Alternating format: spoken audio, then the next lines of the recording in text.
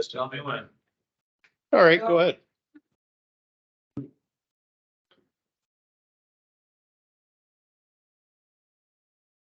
Call the July 18th, 2023 OnPoint board to order. We will start with the Pledge of Allegiance. All rise.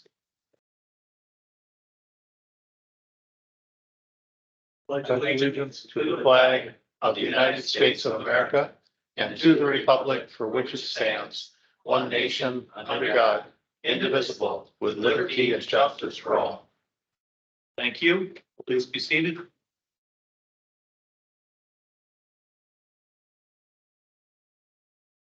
At this time, I'm going to take the roll call. Kimberly Bartnick has an excused absence. Pam Brenner. Here.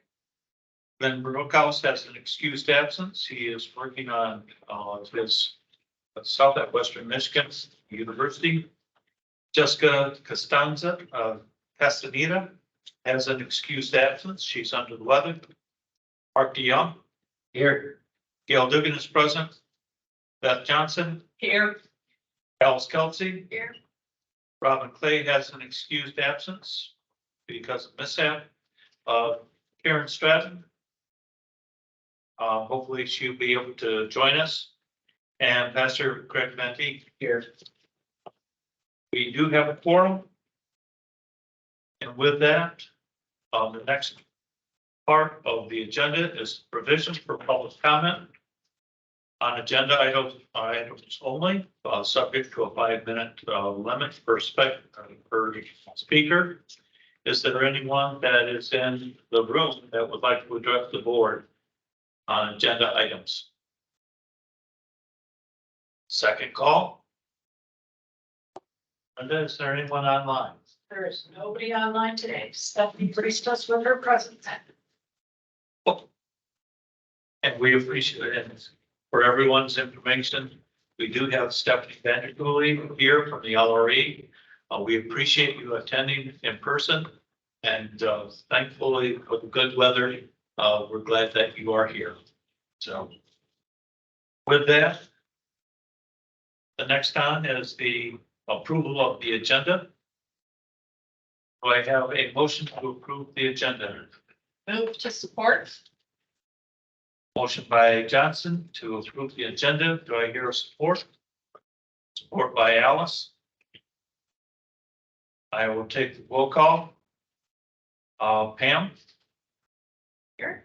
Yes. No, yes. Oh, yes. Sorry. I'm sorry. Yes. Mark DeYoung? Yes. I say yes. Beth? Yes. Pastor Van Beek? Yes. And Alice Kelsey. Yes. Next on the agenda is the consent agenda. There is executive committee minutes from the June meeting, board meeting, finance and program. Is there any one of those that anyone would like to have brought forth or taken off that consent agenda at this time? Hearing none, I'll entertain a motion to approve the consent agenda as presented. So moved. Motion by Pastor Van Beek. Do I hear a support? Second. Second by Mark DeYoung. I'll take a roll call. Pastor Van Beek, Yes. Alice Kelsey, Yes. Beth Johnson, Yes. Gail Dugan says yes. Mark DeYoung. Yeah. And Pam Brenner. Yes. That motion carries. At this time, Alice, program committee report. You have the floor. Okay. Today, we did not have a quorum, but we had a program presentation by the med clinic and the occupational therapy staff. And I would say both are saying that they are equipped to kind of meet the need and actually are looking that even if the need increases, they think they've got some room for that. In particular, the med clinic made the comment that they are the most fully staffed that they've had in quite a while. So that's, I know that they kind of had to punt for a little while during COVID and everything. And so that was good to hear. The OT staff is just 2 people. I didn't realize that. And, but one of the things that they're really looking forward to is that they've got a few little glitches to fix in the 2 rooms. But once those rooms are ready, they're hoping to be able to offer a lot more outpatient services there where they'll be able to serve more people because they're not driving around the county going to making home visits. And so they think will be real soon that they can have that be an option for more families. And then Leanne gave a presentation that they got all the reports in on time for the demonstration project. And so that's all looking very good. And we should know probably by the end of this month or the beginning of next month. And then it will start October 1st. So this is one of the things that I was shocked to hear. I mean, I love it, but you know, when we first applied for CCBHC, it was an additional 14.5 or something people and staff. And in our presentation or in our application this time, she said it's going to be an additional 20 people. So we're really gonna increase the staff, and I'm glad to see that because she was talking about it. You know, it isn't just clinical staff; it's the financial and administrative, and you know, all the things that are going to make it so that it'll be successful because we've got enough people to handle all the work that it's going to require. So I think that's my report. Is there any questions for Alice on the program committee report? Hearing none, thank you very much for your report this evening, Mrs. Kelsey.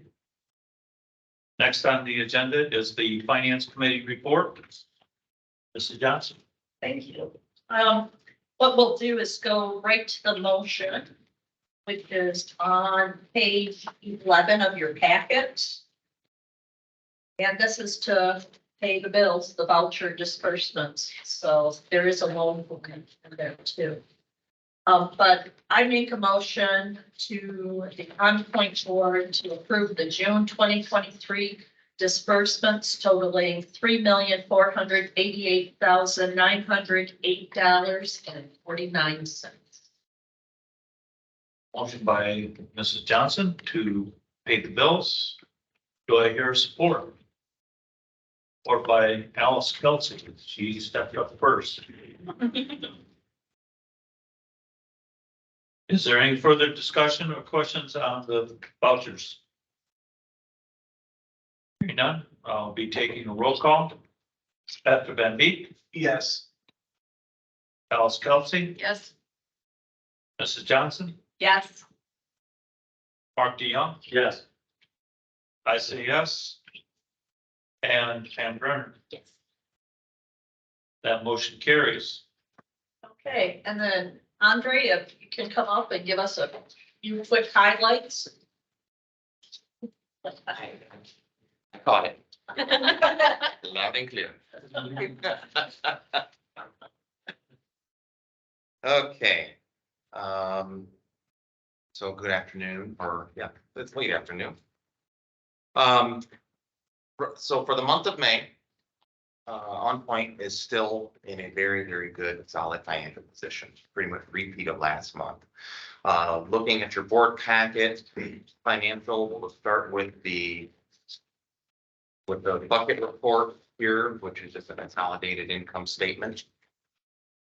What you'll see there is our 2 programs, our 2 main categories of programs, mental health services and substance abuse services, that we're in good financial position for our combined Medicaid dollars of $579,000 for the mental health and the substance abuse of 664. Adding those two together equates to 1.2 million. That would be the additional revenue that would actually go back to the state of Michigan. And our general fund, we're in a good position there as well, where we have excess cash. We're 236,000 at the end of May would end up going back to the state. Other than that, our program, from an operational standpoint, we're doing an excellent job of trying to keep the expenses aligned with the revenue that we've been allocated. So that's helping to support the position that we're in. I'd just like to make a quick couple of comments on the balance sheet, just to draw your attention to that. I think it's important for you as board members to know that our cash on the cash and cash equivalents, the significant increase there to 5 million is primarily due to the timing of receipts coming in from the LRE. So that's revenue. So they're getting better and paying us the dollars that we're due, but also the additional dollars that we're recording from the MEDC grant for this building itself. Okay. The other shift you'll see under assets is under the capital that's of assets that are being depreciated, the $8 million that you see there, that now reflects this building now being recorded on our books and being depreciated, actively depreciated. So it's out of the construction and process, and it's now actually being depreciated because we're here providing services. So it's in service now. But looking down at the very bottom at our total net position there of 2.8 million, we're well positioned. We're not anticipating from a cash standpoint that we are going to be in a deficit position by the end of this year. We're expecting that we're going to be even with the money that is due back to the LRE, it's approximately a little over $1 million. We're still going to be in a very strong net position, even going into the end of this year. Looking at the expanded financial statement, which shows a little more detail, I just would like to just draw your attention to the fact that we are almost 3/4 of the way, so 66%, 67% through the end of the year. And if you're looking at our operating revenue, that is in line from where it should be from a revenue standpoint. And then looking at our total operating expenses, we're just a little bit behind still. At 64% on the expense side. That's primarily due to the fact that we've been realizing some cost savings due to staffing. So if you're looking at our salaries and wages and you see that that's a bit behind by 56%, and if you look at the contractual services being over by 95%, those two offset each other. So we're still in the net cost savings position from an expense standpoint, which is resulting in the 64% of the operating expenses being behind what our spend should be for this year to this point. But all in all, the change in net position of 1.4 million, we're in a strong position. And then ending that position you see there, which ties to the balance sheet of 2.8 million. From a volume standpoint, which you'll see reflected on the additional pages, I will not go through each of those unless there are specific questions. But what I'm seeing at a high level is that our trends are in line with what we're expecting them to be. We're not seeing a lot of fluctuation in our cost per client or per patient served in our various programs. We look at that month on month. I've taken feedback now from our finance committee. We're going to lay things out a little differently. It'll be the same information, but presented a little differently. We're going to work on that, but to display the trends a little easier for you. But while I'm not seeing anything that surprises, that's a surprise to me at all or causing me any sort of concern. Our biggest concern is that we've got additional monies that we prefer not to give back. We want to see it, be expensed to the community through our services, but we're in a good position. Any questions? Is there any questions for Andre at this time? Yes, Alice. Well, I know you don't know the answer because nobody does, but what is your thought? Are you hearing anything about, the re-enrollment issue in the act? I have not heard any feedback at all as to from the LRE, and it's not meant to be a pejorative at all. It's just that because the activity just started last month and an extension was provided, We do not have anything. We have not received the initial revenue projection from the state or the LRE because of this transition that we're in right now as a state with the Medicaid recipients currently and actively enrolling. So I don't have anything for you. I'm sorry. Because I think I asked before, so it's pretty quick. You know, the people that are enrolled in Medicaid in June, we know that in July or August. We should know, really have a pretty good number in August. Yeah. Of the June, And June was the first month that it could have gone down. correct. Okay. So I'll ask you next month.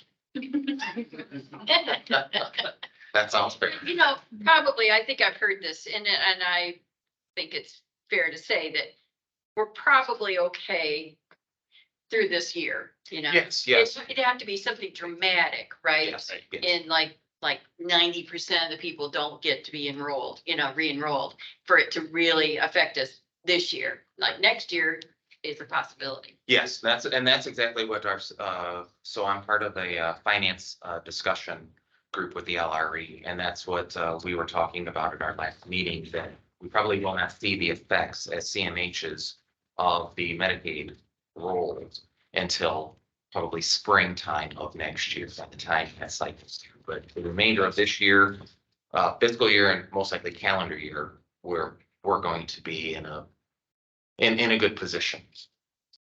You know, if we're also in the demonstration project, our revenue isn't going to be totally dependent on Medicaid, right? We're going to have other sources to, okay, If we do it right.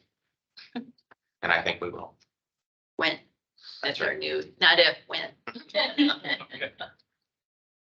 Is there any other questions for Andrew at this time? Ms. Johnson, please continue. Finance committee. Thank you very much. Appreciate the information, Andre.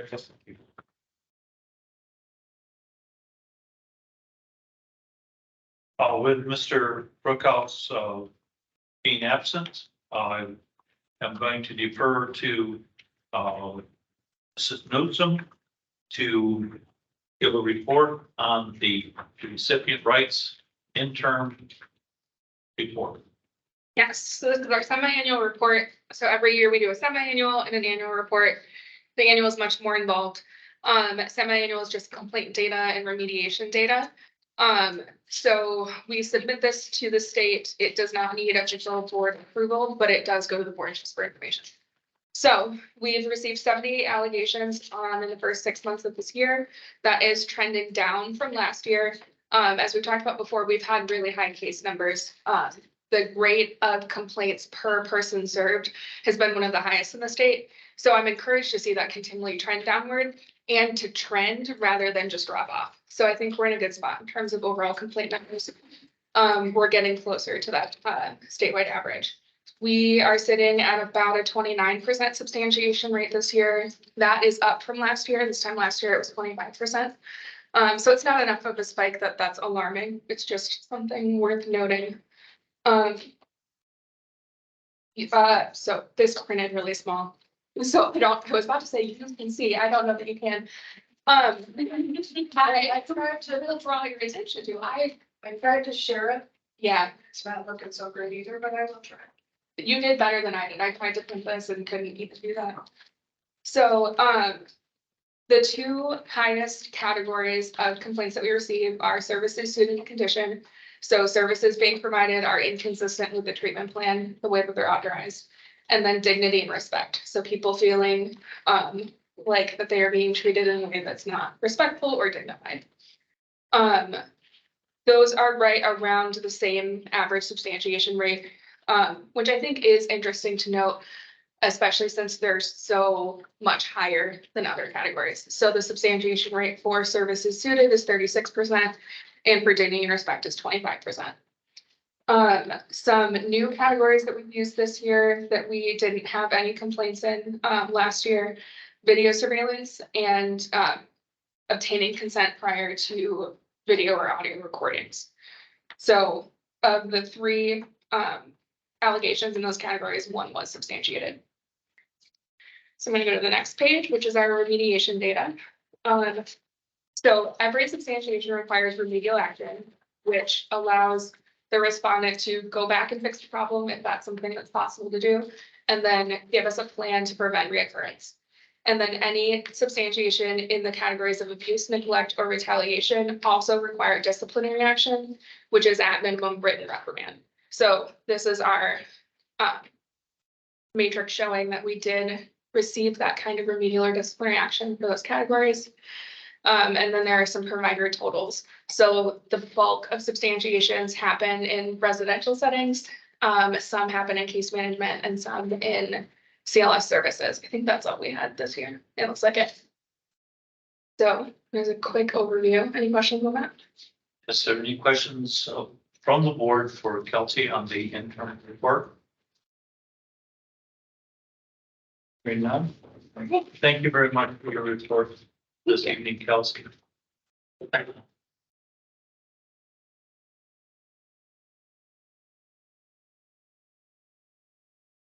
Going on to the chairperson's executive committee report.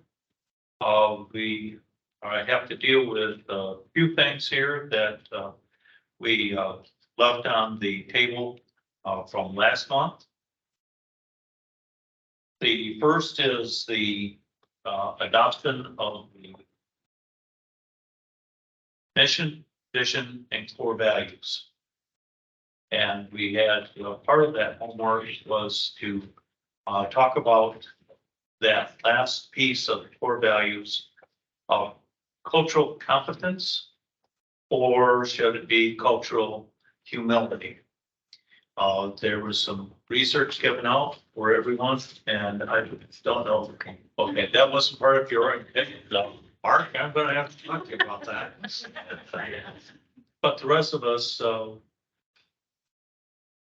there was a question of whether cultural competence should be replaced by cultural humility. And we were given some information to take home, read over, and contemplate. Is there anyone that would like to start the discussion on whether we should add, subtract, how we should go and do that last verbiage of the current core values to the new core values?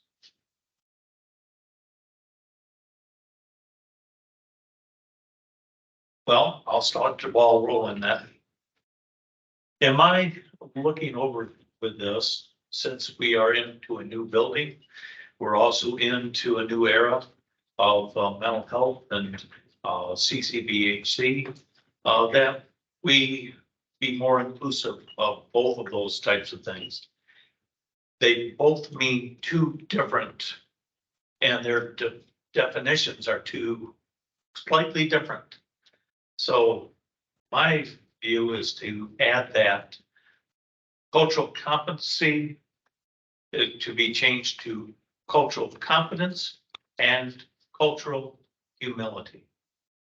Because those are two distinct definitions of those two things. That's my own personal opinion. Whether it be both together at the end of that sentence or integrated into the middle of it, someplace starting out, or equality, or how you want to reword that, up for suggestions. But my vote is to put that also in there. So, is there anyone else that would like to have the floor at this time to debate this? Yes, Mrs. Johnson. As I said last month, part of this is to help educate the county as a whole too. I know these are the organization values, but if this is going to be out in publication, I think saying both cultural competency and cultural humility is going to be confusing to the general public.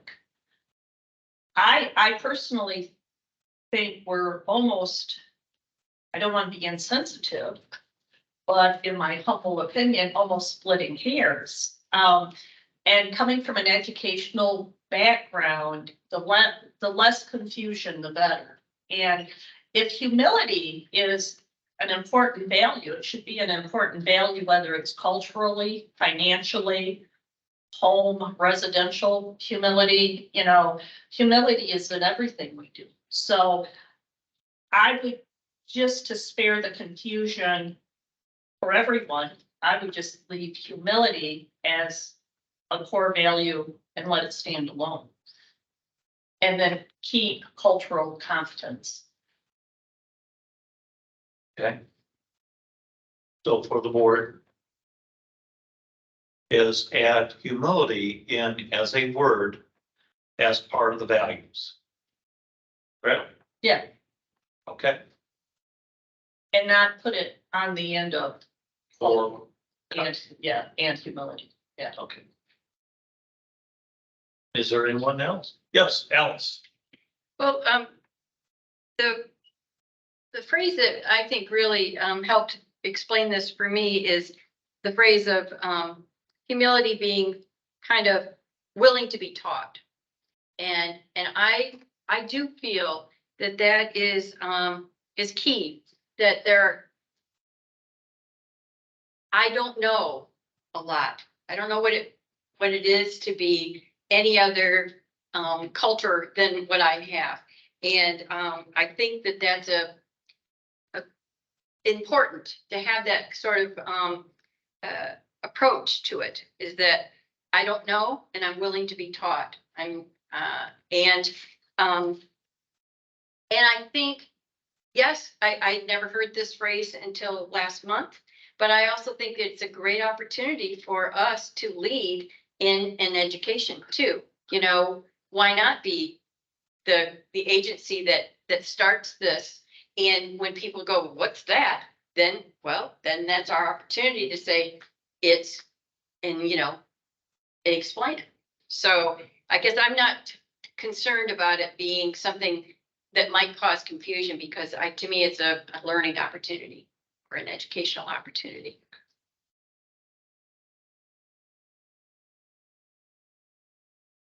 All right. I'm good with just adding the word humility. Pastor Van Beek? I would agree with that. I think I do. I just add the word humility. I'd be okay with that too. To the end of cultural competence, or just as a I would add it. word. Add it in with, you got integrity, inclusive, honor, and just add it in that whole line, and then end it with cultural competence. That way it doesn't confuse it. Okay. Well. Pam? Yeah, sorry. Oh, thanks. I will get you the rest of the stuff Okay. that the board had privilege to have last month and but we need to go ahead, make a decision on this, because we'd like to go forward and place it on the walls here for people to be served, to understand where we're from, what we're doing, how we're doing it, and the vision that we have for this community. So with that, an amendment would be in order to change the core values to add humility in there at the really at the most opportune point in those words of description of the core values. Do you have a suggestion? Well, I just, the only comment, well, two comments. One is that I believe I received an email from Jessica Castaneda last month, and her suggestion was to include both, just so you know that piece as one of your members. I didn't receive comments in anybody else. One idea that might give people the option of which way to read it is to include both phrases, but if we ended with cultural competence and humility, people might, in some cases, see humility as a separate topic or separate item. And some might see it as cultural humility.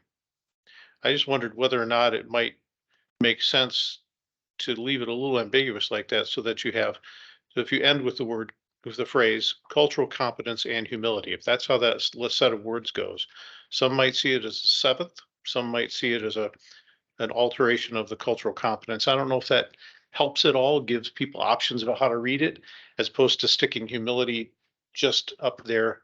Feel a little, well, I guess I'll just offer that as a way of maybe bridging the distance between what has been discussed. Because it is separate, but it's also connected for those that want to read it that way. Well, Mrs. Johnson. if you use the Oxford comma. Bingo. Because, you know, if you don't use the Oxford comma, Yeah. it's part of cultural. Yeah. And you just had 3 board members say they'd rather keep it separate. Yeah. I'm just pointing that out. Well, I'm just offering what Mr. Dugan asked for, which was the 2 cents. So I just provided that, and then obviously we honor what you decide. Humbly. So the I'm seeing as the will of the board here is to amend that last core values to include humility in those words that are before cultural competence. Is that on reading? Okay.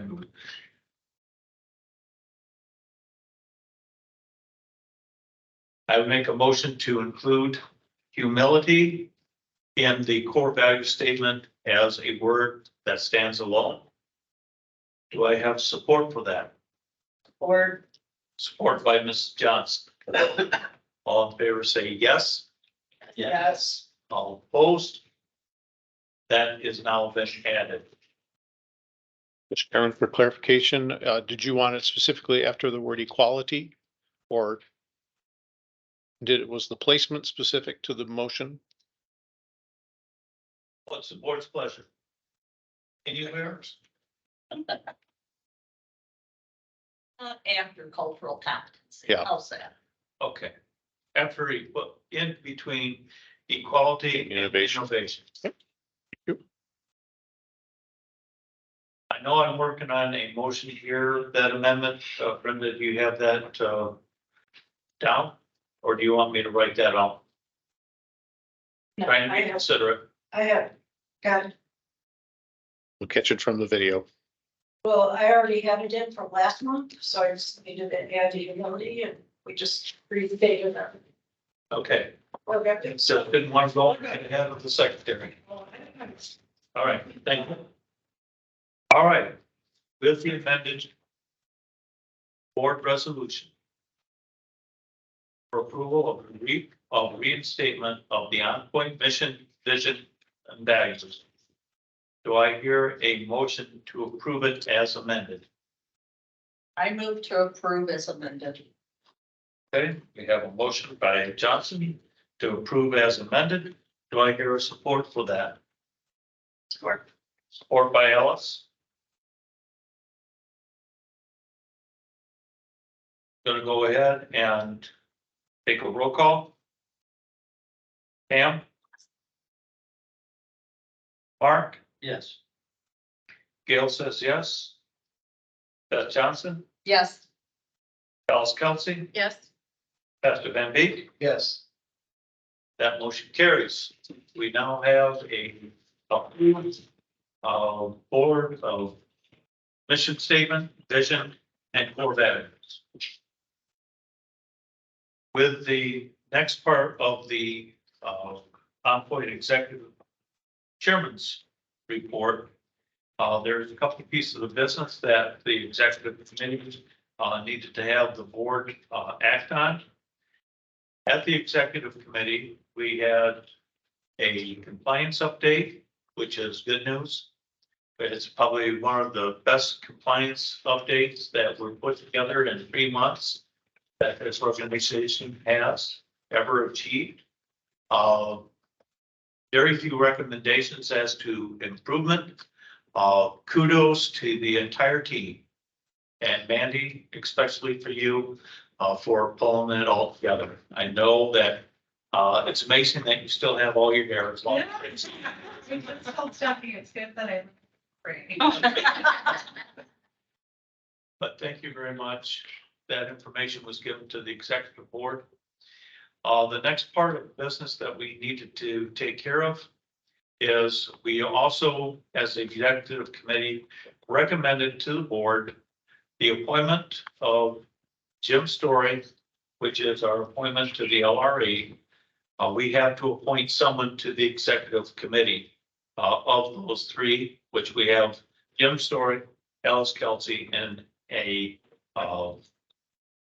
vacant position right now. We recommend to the board to appoint Mr. Story to the executive committee. I entertain a motion to make that happen. Motion by Alice to make that official. Do I hear support? Support. Support by Mark. I'll take a roll call. Gail says yes. Beth Johnson, Yes. Alice Kelsey, Yes. Pastor Van Beek, Yes. and Pam Brenner. Yes. That motion carries. And the second, we took care of the mission values. I will let Mr. Whitty address the email things of that nature. And the other piece of business that's coming up with that we were up to speed on. But informational wise, Mark will be on vacation the 7th, 7/22 through 7/27. So that will be, he'll be on remote. If we need to get a hold of him, please contact me to be able to, so we don't inundate him with too many extraneous things. But, and then there's also vacation for our finance committee people in August coming up. So those things we will deal with and work with. Other than that, is there any questions for me as to chairman or executive committee? Thank you very much for the votes this evening and getting that as a possible and onto the books. With that, the next part of business is, and I'd like to introduce Stephanie Bandicooli from the LRE. If you'd go ahead, if you'd like to stand or if you're more comfortable sitting, please do. I'll follow But suit with thank what you everybody for else did. Being here tonight, Stephanie, Thanks. it's nice to see you in person. Thank you. I was here with the prevention team earlier, so it worked out. So thanks for letting me use the space. Had a great afternoon here. So a couple things that I wanted to share. I have such exciting news. We finally are complete with our strategic plan. And I'm actually going to ask Brenda if she would kindly pull it up so you all can see it. So if you go to the top where it says about us, the very top and the right, look, it should say LRE strategic plan. Voila, there it is for you. So if I could just keep being a little bit bossy here and just have you scroll it. So here it lists, actually, can you go down just a little further? It lists for you the plan of how we got this accomplished over the last 9 months. And then if you scroll a little bit further, one of the things that we also did with this is we defined right there a new mission statement and value statement as part of this. And then as you continue to scroll, you will notice there are 4 aims that we're going to be working on over the next 3 years. So the first one is collaborative relationships. The second is supporting local service quality. The third is innovative service development. And then the fourth is fiscal responsibility. So it's here for you. You all can take a look at it. In the event anyone would like to see the more granular staff version that really lists out all the steps we're going to take, I'd be more than happy to share that if anyone would like to see that, or if the staff here might want to take a peek at that, I'm happy to do that. But anyway, we're very excited about this. This plan kicks off now. We added fourth quarter of this year because there are a few things that we wanted to get started right away on. One of them specifically is for our ROATS, which is a Regional Operations Advisory Team for our new friends. And we are planning on asking them all at the August meeting to determine what is it that they really want to be working on at the particular road that they support for fiscal year 24? What are some of the goals and objectives that they want to be focused on? So that's one of the things that we're going to start to work on. And then everything else in the plan will really start to take place then on October 1, and it'll be for 3 years. And as if this plan isn't beautiful enough, we have another plan, which is our substance use disorder plan. You don't need to find it on the website. It's on there. I'll explain that. So our substance use disorder plan is something that we are prescribed by MTHHS that we have to complete. And so we have it complete. We sent it into the department on July 7th. And now we wait for them to say it looks beautiful. Hopefully that's what we get, or maybe they have a question, or perhaps there's an area they want us to expand or improve. So as soon as that's complete, that also will be a 3-year strategic plan starting this fall. So fiscal year 24 running through fiscal year 26, right? Like our other plan. And once we have it complete, I'll be happy to share it with this group, the SUD team here, of course, as well as we will place it on the website. So just wanted to let you know, a ton of work has gone into both of those plans, and I'm very proud of our staff and our region for assisting us in getting that complete. One other thing I just want to mention that we've spent a lot of time working on, specifically this month of July and even into last week of June, is prevention procurement. We owe a response to all of the providers that submitted this week Friday on if they will be receiving funding for from us for fiscal year 24. So we look forward to being done with that project. So procurement's a lot of work, but well needed, and we know we need to do it. So we're happy to do that. One other thing that we're also working on too at LRE is conducting some trainings. Drug trend trainings we've been offering. We had one last week. We have 2 more coming. And then we're also doing some customer service specific trainings every quarter. And then last but not least, this week, Thursday afternoon, we're doing a training called Ensuring Accessibility and Member Documents. So it's more information on how to ensure when we write plans that we're writing, that people can understand what we're writing and that we're not writing at master's level. That's basically the essence of what that's going to be. So a lot of great things happening at LRE, and I will stop there because I could probably go a lot longer. Is there any questions for Stephanie this evening? Hearing none. Thank you very much for your attendance here tonight. We appreciate your report. Thank you. Thank you. Next on the agenda is Mark Whitting. Go ahead. Sure. Floor. It's all right with you. I'll sit right here and do that as opposed to just hop in chairs for no reason. I think I'll concentrate on just 2 items tonight. The first of which is found in your packet on page 49, which is about the BoardWorks training. Last month, and I'll hopefully orient Pam as we go on this. Last month, we talked about the need to and the desire to have all of our board members receive the full complement of training that the Board Association, our Community Health Association of Michigan, offers.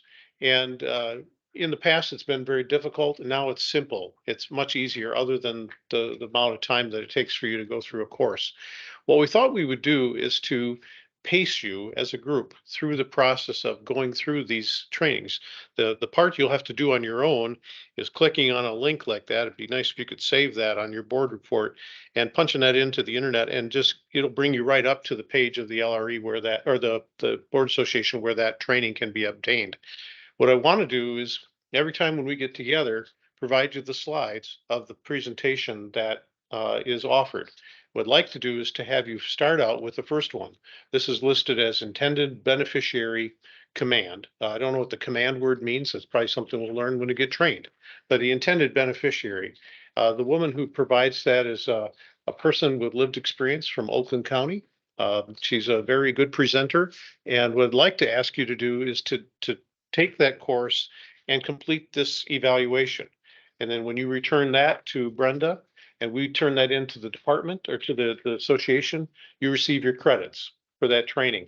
and you receive a certificate suitable for framing when you're done from the association. So it's really important. I think it helps bring everyone around the table who serves in a role on a public board like this, um, the background information you need to do that job really more effectively. So even though it might seem like a lot of extra work for no good reason other than the certificate, it really does help inform you as to the role you're playing and to the broader responsibilities that you undertake as a board member in a community mental health agency. So if I can challenge you, it'd be by challenge. Of course, obviously nobody's going to force you, but if you can be challenged to complete this between now and our next meeting, which will be shortly, August 15th, be really important if you could do that, and we'll be happy to help facilitate the securing of your credits and all that kind of thing.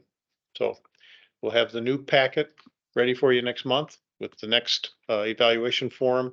And if you can turn it back in to us by then, and we'll communicate by email if you miss a meeting, or like others who are not here tonight, we'll tell them that you ordered them to take it. So that'll be the way we do that. So that's the first item. Any questions on that at all?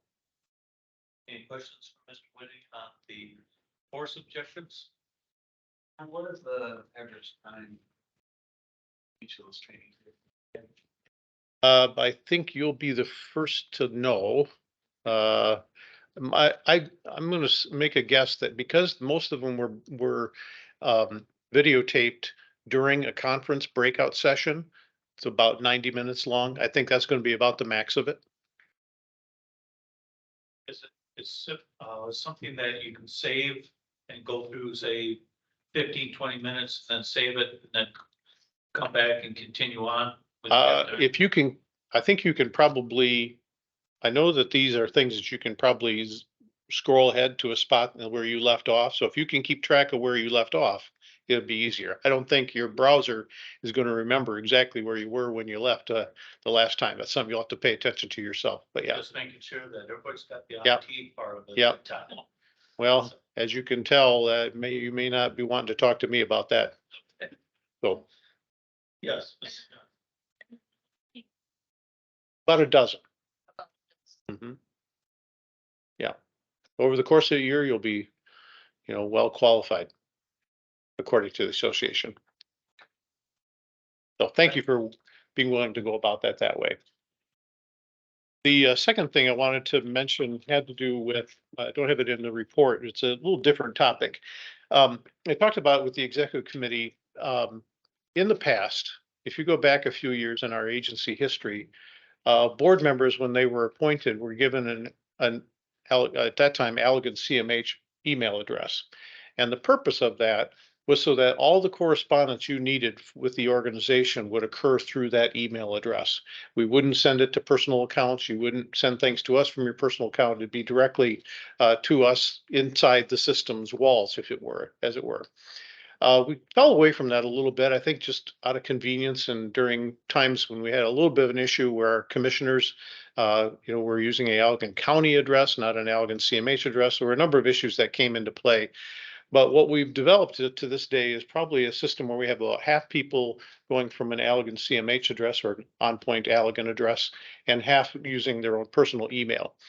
The reason for wanting to think about standardizing that to the OnPoint Allegan email address, which some of you don't have, is so that in the event that we were ever to have a situation that required investigation or a FOIAing of materials or whatever kind of investigations might happen, if we can provide you the distance between your personal email accounts and whatever investigative territory people need to get into, it's all contained within.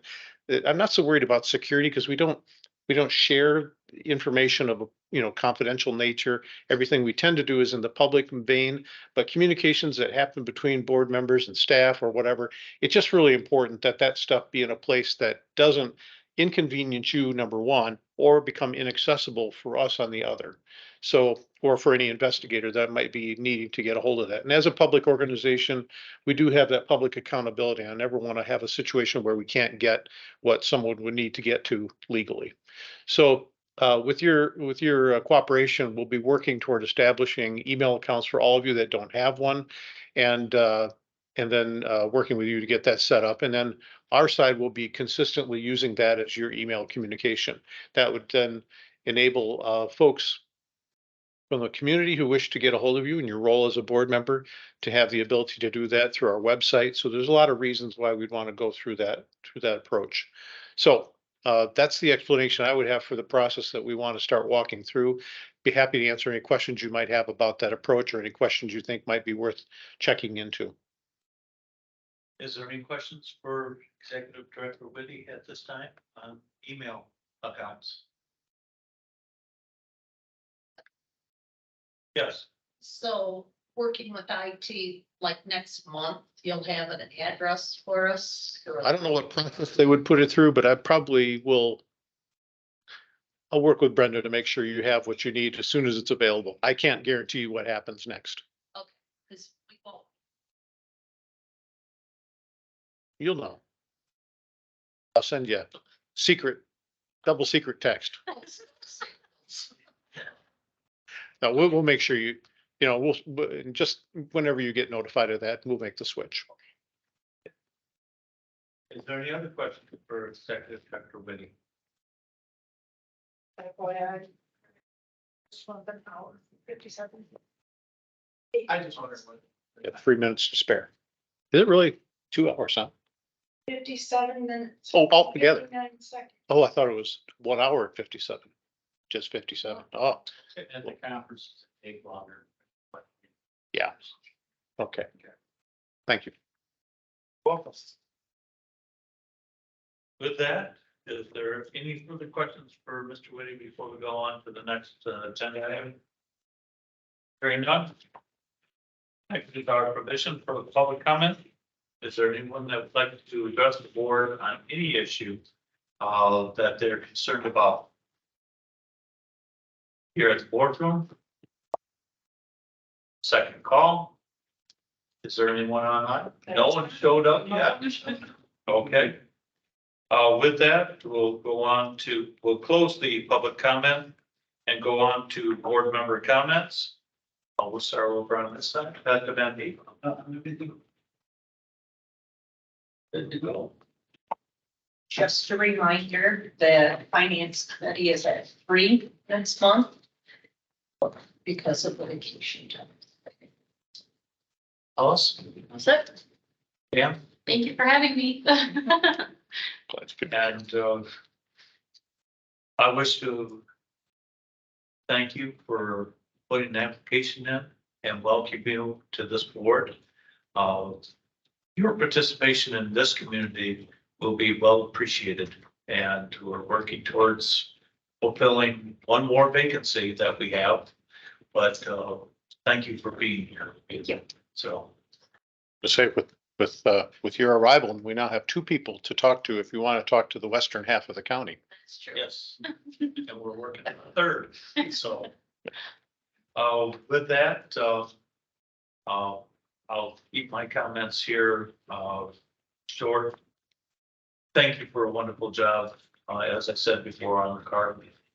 Makes everyone, look great here, and let's keep up the good work, and I know that, everyone here, a pat on the back for everybody, because it's hard work to go through one of these evaluations and accreditations and being treated with flying colors. With that, I'll go ahead and shut my mouth. Entertain a motion for adjournment. Move to adjourn. Your support by Alice. And I'll take a standing, all in favor, say yes. Yes. All opposed, you stand adjourned. We will see you next on the 15th. Thank you.